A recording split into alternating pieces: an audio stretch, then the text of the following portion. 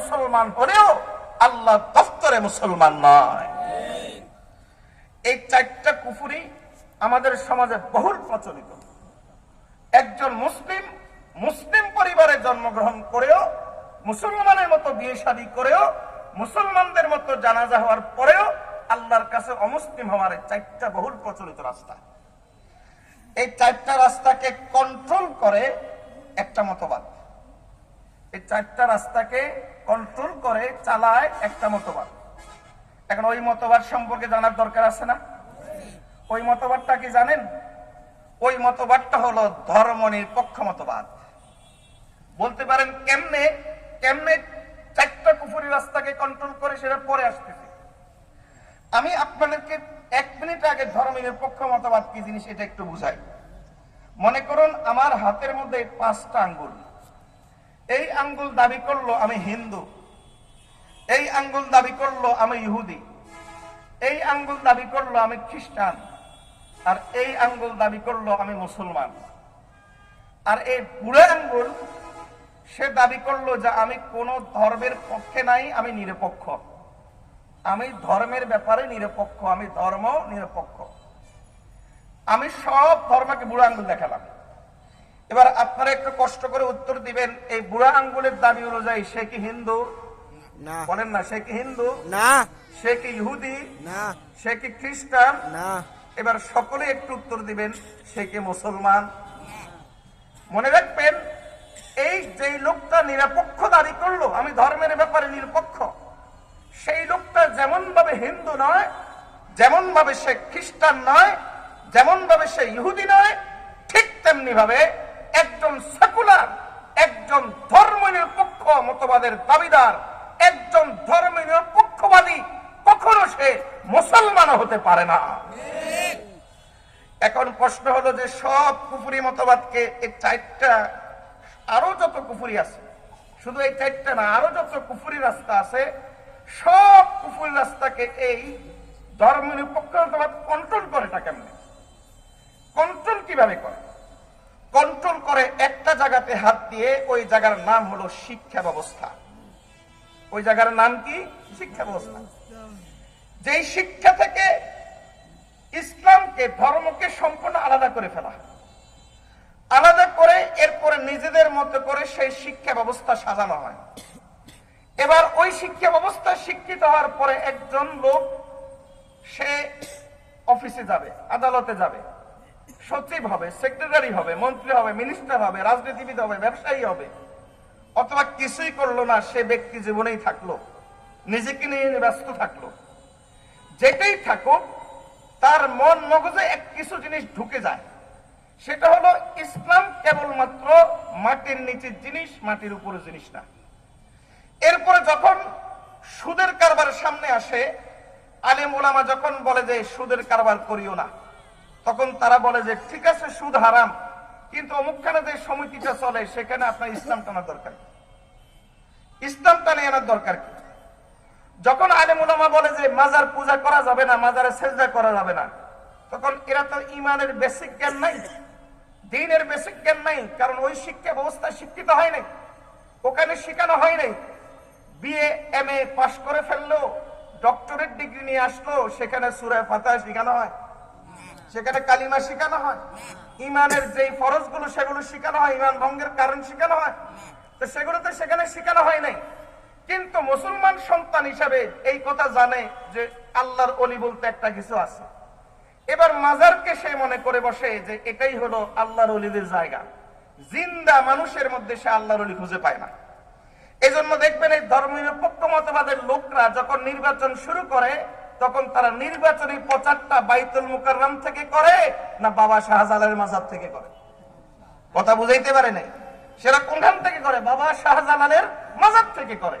কারণ তাদের কাছে ওই যে দ্বীনের মৌলিক জ্ঞান না থাকার কারণে তাদের কাছে ওটাই এখন মনে হয় যে ইসলামের মূল জিনিস হলো এটাই। ইসলামের মৌলিক রাস্তার সাথে তাদের কোনো সম্পর্ক নাই। এভাবে শিক্ষা ব্যবস্থা থেকে ধর্মকে আলাদা করে সেখানে পৌত্তলিকতা ঢুকানো হয়, সেখানে ডারউইনের মতো জঘন্য বিবর্তনবাদ, ডারউইনের মতবাদের মতো জঘন্য বিবর্তনবাদ সেখানে ঢুকানো হয়, ঢুকাতে ঢুকাতে সেখানে ট্রান্সজেন্ডার আর সমকামিতার মতো অশালীন আর অসভ্য বিষয় ঢুকানো হয়। একটা সময় এসে এই ধর্মনিরপেক্ষ মতবাদ সেকুলার শিক্ষা ব্যবস্থায় একটা ছেলে পড়ার পরে তখন সে আর তার মাঝে আর পশুর মাঝে কোনো ব্যবধান থাকে না, সমস্ত কুফরি রাস্তায় সে ডুবে যায়। এজন্য আমি বলেছি সমস্ত কুফরি রাস্তাকে কন্ট্রোল করে ধর্মনিরপেক্ষ মতবাদ।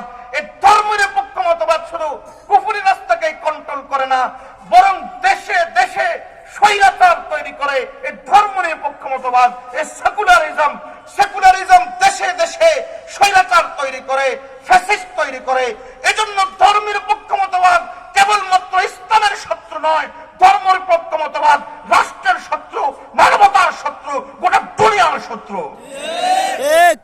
আপনি বলতে পারেন হুজুর আপনি আবার এটা কি বললেন, ধর্মনিরপেক্ষ মতবাদ কেমনে ফ্যাসিস্ট তৈরি করে? এটাও একটু এক মিনিটে বুঝে নেন।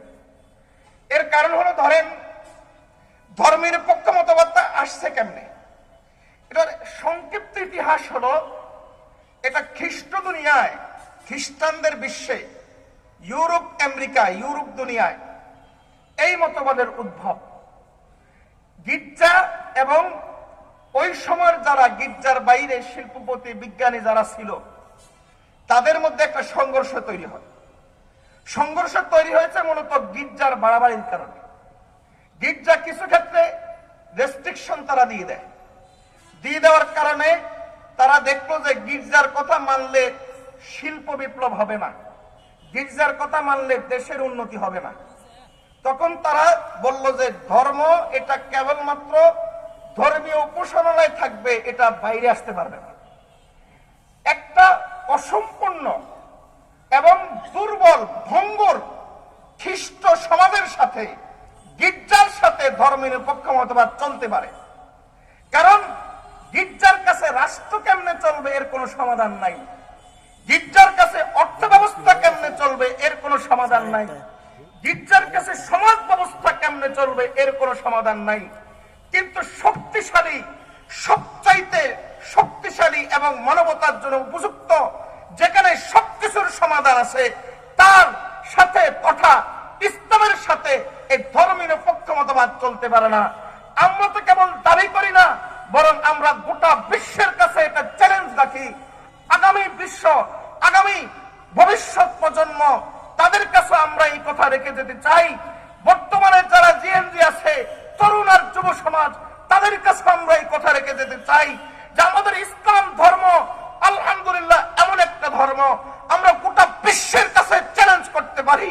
আমাদের এই ইসলামের মধ্যে মানুষের ব্যক্তিগত জীবন থেকে শুরু করে রাষ্ট্রীয় বিষয় পর্যন্ত, খুঁটিনাটি বিষয় থেকে শুরু করে বড় বিষয় পর্যন্ত সবকিছুর সমাধান আছে। সুতরাং যেই দেশে ইসলাম আছে, যেই দেশের শিকড়ে ইসলাম আছে, ওই দেশে ধর্মনিরপেক্ষ মতবাদ চলতে পারে না। ধর্মনিরপেক্ষ মতবাদ এই দেশে চললে হবে কি, ধর্মনিরপেক্ষ মতবাদ তাদের মাথা থেকে একটা জিনিস দিবে, ইসলাম বলবে এটার সাথে তো ইসলামের সংঘর্ষ। এবার শুরু হবে ইসলামপন্থীদের সাথে রাষ্ট্রের সাথে একটা সংঘর্ষ। রাষ্ট্র এবার ইসলামপন্থীদেরকে দমানোর জন্য 2013 সালের মতো অবস্থা তৈরি করবে। এজন্য দেশে দেশে আপনি দেখবেন সিরিয়ার বাশার আসাদ, সেও এই সেকুলারিজমের লোক। আপনি দেখবেন বিগত স্বৈরাচারী হাসিনা, সেও এই সেকুলারিজমের লোক। তাহলে বোঝা গেল দেশে দেশে স্বৈরাচার তৈরি করে সেকুলারিজম, ধর্মনিরপেক্ষ মতবাদ।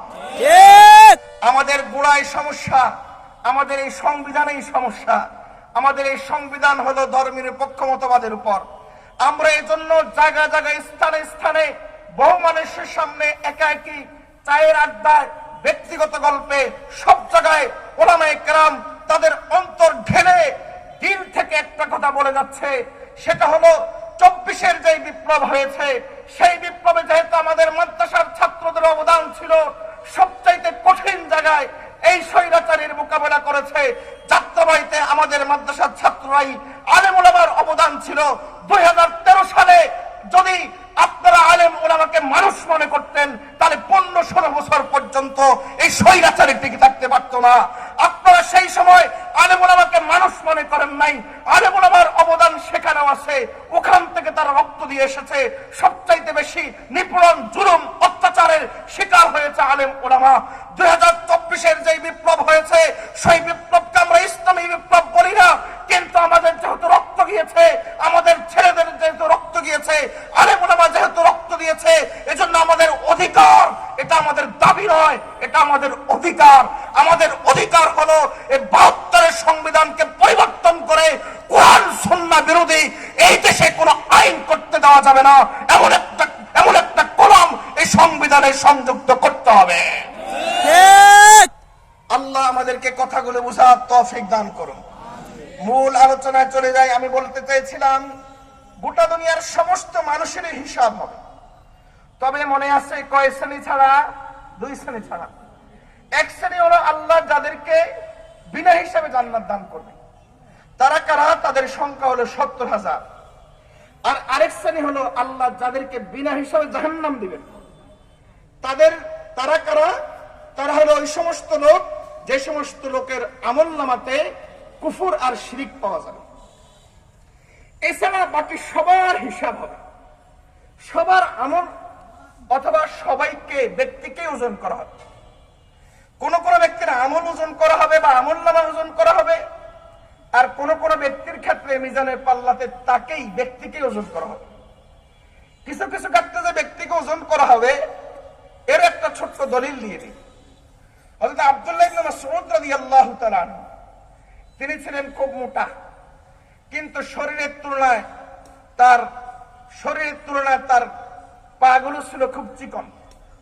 আব্দুল্লাহ ইবনে মাসউদ রাদিয়াল্লাহু তাআলা আনহুকে একদিন নবী সাল্লাল্লাহু আলাইহি ওয়াসাল্লাম একটা গাছ দেখিয়ে বললেন, ওই গাছটা থেকে অমুক জিনিস নিয়ে আসো। তিনি যখন গাছে উঠতে গেলেন, ঠিক তখন এই শরীরের তুলনায় দেহর এই পা চিকন চিকন পা দেখে সাহাবায়ে কেরামের হাসি চলে এসেছে। সাহাবায়ে কেরাম রাদিয়াল্লাহু তাআলা আজমাইন তখন হাসি দিয়ে দিলেন। নবী সাল্লাল্লাহু আলাইহি ওয়াসাল্লাম এটা দেখে বললেন যে তোমরা হাসছো কেন? আব্দুল্লাহর পা দেখে তোমরা হাসছো? শুনে রাখো, লারিজলু আব্দুল্লাহি আসকালু ফিল মিজান মিন উহুদিন। কিয়ামতের দিন আব্দুল্লাহর এই পাগুলো মিজানের পাল্লাতে উহুদ পাহাড়ের চাইতে বেশি ভারী হবে। তাহলে বোঝা গেল কিছু লোককে ওজন করা হবে। কাদেরকে ওজন করা হবে? কোন আমলের কারণে ব্যক্তিকে ওজন করা হবে? উলামায়ে কেরাম, মুহাদ্দিসিনে কেরাম লেখেন, যদি কোনো ব্যক্তির আমল ওজন না হয় ব্যক্তিকে ওজন করে, তাহলে এটা একটা আলামত হলো আল্লাহ ওই ব্যক্তির সাথে সহজ আচরণ করতে চান। আলামত হলো আল্লাহ তাকে জান্নাত দিতে চান। কোন ব্যক্তিকে ওজন করা হবে? হাদিস, কোরআন এবং সুন্নাহর মধ্যে আমরা একটা আমল পাই, যে আমলের উসিলায় আমল নয় ব্যক্তিকে ওজন করা হবে। ব্যক্তিকে ওজন করলে বলেন তো ওই ব্যক্তির অন্তরে ঈমান আছে তো? আর ঈমানের চাইতে ভারী কোনো কিছু আছে? তাহলে অটোমেটিকলি তার নাজাতের ব্যবস্থা হয়ে যাবে। এজন্য ব্যক্তিকে ওজন করলে এটা ভালো। কোন সে আমল যার কারণে ব্যক্তিকে ওজন করা হবে, এটা বলেই আলোচনা শেষ করছি। এই মর্মে আমরা দীর্ঘ হাদিস পাই। হাদিসটির সংক্ষিপ্ত রূপ হলো এরকম, রাসূলুল্লাহ সাল্লাল্লাহু আলাইহি ওয়াসাল্লাম বলেন, কিয়ামতের দিন হযরত আদম আলাইহিস সালাম সকলের চাইতে দৈর্ঘ্যে লম্বা হওয়ার কারণে গোটা কিয়ামতের ময়দানের দৃশ্য তার সামনে থাকবে। দেখতে পাবেন কিছু লোককে ফেরেশতারা শিকল পরিয়ে জাহান্নামে নিয়ে যাচ্ছে। আদম আলাইহিস সালাম তখন ডাক দিবেন আমাদের নবীজিকে, ইয়া আহমদ বলে, হে আহমদ আপনি কোথায়? নবীজি দৌড়ে আসবেন, আদম আলাইহিস সালাম ইশারা দিয়ে দেখাবেন ওই যে। নবীজি সাল্লাল্লাহু আলাইহি ওয়াসাল্লাম বুঝে যাবেন কিছু উম্মত তাদেরকে জাহান্নামে নিয়ে যাওয়া হচ্ছে। নবীজি তখন ওই ফেরেশতাদের পিছনে দৌড় দিবেন। ফেরেশতারা তখন অত্যন্ত বিনয়ের সাথে বলবেন, আজকের দিনে আমরা আল্লাহর কথা ছাড়া কারো কথা শুনি না। আজকের দিনে আমরা অত্যন্ত শক্ত হৃদয়ের অধিকারী। নবীজি সাল্লাল্লাহু আলাইহি ওয়াসাল্লাম বলেন, তখন আমি বুঝে যাব কোথায় যেতে হবে। তখন আমি সরাসরি আল্লাহর দিকে তাকাবো, আর আমার চেহারার মধ্যে টেনশনের কারণে এভাবে আমি আমার হাত বুলাতে থাকবো। আমার হাত একবার কপালে থাকবে, একবার দাড়িতে থাকবে। আল্লাহর বরত্বের কারণে আমি আল্লাহকে কিছু বলার সাহস করব না। আমি আল্লাহকে শুধু এতটুকু বলবো, গো আল্লাহ, এরা তো আমার উম্মত। আমার মনের ভাষা আল্লাহ বুঝে যাবেন। আল্লাহ তখন ওই ফেরেশতাদেরকে উদ্দেশ্য করে বলবেন, ওই ফেরেশতারা এই মুহূর্তে এই লোকগুলোর ব্যাপারে, আমার এই বান্দাবান্দির ব্যাপারে আমার মুহাম্মদ যা বলে তা শুনো। নবী সাল্লাল্লাহু আলাইহি ওয়াসাল্লাম বলেন, তখন আমি ফেরেশতাদের হাত থেকে ওই লোকগুলোকে কেড়ে নিব, নিয়ে আমি শিকল সহ তাদেরকে মিজানের পাল্লাতে সরাসরি উঠিয়ে দিব।